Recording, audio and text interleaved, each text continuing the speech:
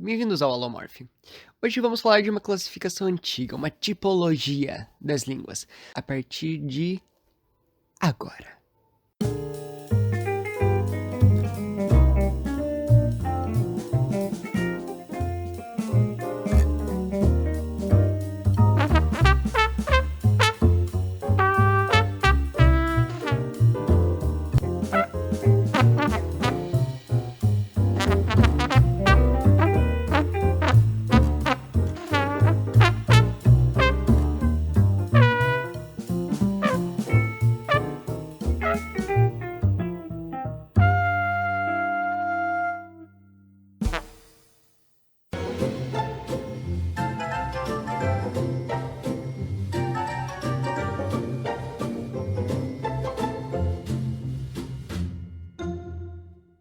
Nas línguas isolantes, nós temos, por exemplo, o mandarim. No mandarim, cada morfema é uma palavra separada. Então, por exemplo, no mandarim não há flexão verbal, então os verbos não se conjugam. Isso significa que o tempo é expresso por exemplo, advérbios de tempo. Então, por exemplo, a frase "eu irei à praia amanhã", num chinês, agora traduzindo diretamente para o português, seria algo mais ou menos como "eu ir amanhã à praia". Então, esse amanhã está indicando que é o futuro. De certa forma, a nossa língua chega até a ser redundante, porque nós marcamos duas vezes o futuro. Mas isso é uma viagem que dava um tema para outro vídeo, e nesse vídeo aqui eu vou parar por aqui. O mandarim é uma língua mais analítica. Agora vamos falar de línguas mais sintéticas. Como, por exemplo, nas línguas flexivas. O que é uma língua flexiva? Uma língua flexiva é uma língua como o português, ou enfim, línguas indo-europeias. É uma língua que tem inflexões. O que isso significa? Bem, vamos pegar o exemplo da palavra cantar, verbo canto.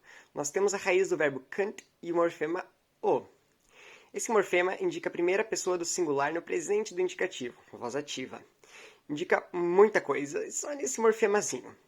E não é possível separá-lo para conseguir um morfema, por exemplo, só de número, singular, ou só de modo. Não dá. Ele significa tudo isso. E assim são os morfemas das línguas flexivas. Depois nós temos as línguas aglutinantes. As línguas aglutinantes possuem vários afixos, sufixos e prefixos, cada um com um significado, e eles vão se juntando para formar palavras enormes. Por exemplo, o turco é assim, o sumério era assim. Vamos ver um exemplo do sumério.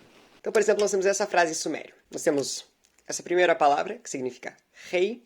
Depois nós temos o nome da cidade, Ur. O caso genitivo, ou seja, o caso da posse. Se você não sabe o que é genitivo, vê esse vídeo aqui. Marcado com ak. E esse e no final marca o caso ergativo.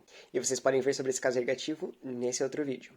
Então isso tudo significa o rei de Ur. E o caso ergativo indica que isso é o agente da frase. Depois nós temos isso. E esse e significa templo, ou casa. Porque o templo para os sumérios era a casa dos deuses.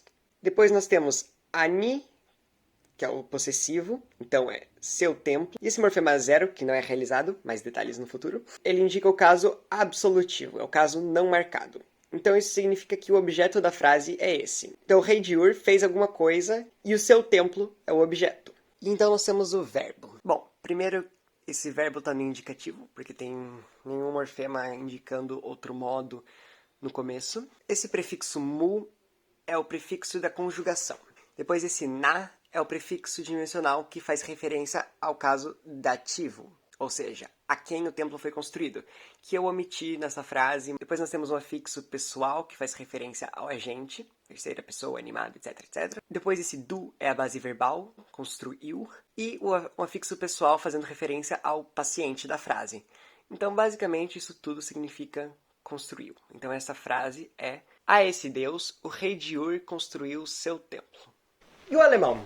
É uma língua aglutinante? Não. O alemão é da mesma família do inglês, o ramo germânico, e é da mesma família do português, as línguas indo-europeias. A declinação dos nomes acontece como no latim, a declinação dos verbos ocorre como no inglês, como no português, como no latim. O alemão se flexiona. Mas e as palavras longas que o alemão é conhecido por quê? Bom, é porque a escrita nos assusta, basicamente. Elas são palavras compostas, não são palavras com afixos que são encaixados e eles vão adicionando função gramatical para a coisa. basicamente é como se nós escrevêssemos curso de linguística tudo junto, como se nós considerássemos curso de linguística uma coisa só, uma palavra composta. Não são várias partezinhas diferentes que vão encaixando e adicionando significado. Então o alemão não é aglutinante. O alemão é como a nossa, flexível.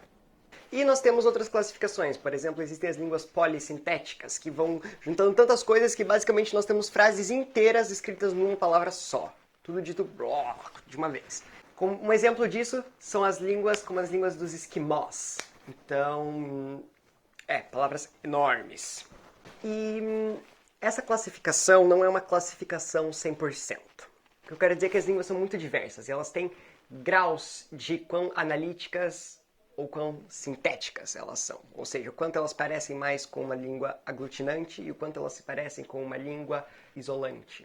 Então isso é uma coisa que varia muito de grau em grau. Nenhuma língua é 100% aglutinante ou é 100% flexível, é 100% isolante. Não, não é assim que funciona. As línguas elas variam muito em grau. E se gostaste desse vídeo, curte, comenta aí embaixo qualquer coisa, segue o Holomorph nas redes sociais e se inscreve no canal, entra no grupo oficial do Holomorph no Facebook e, como sempre, salve!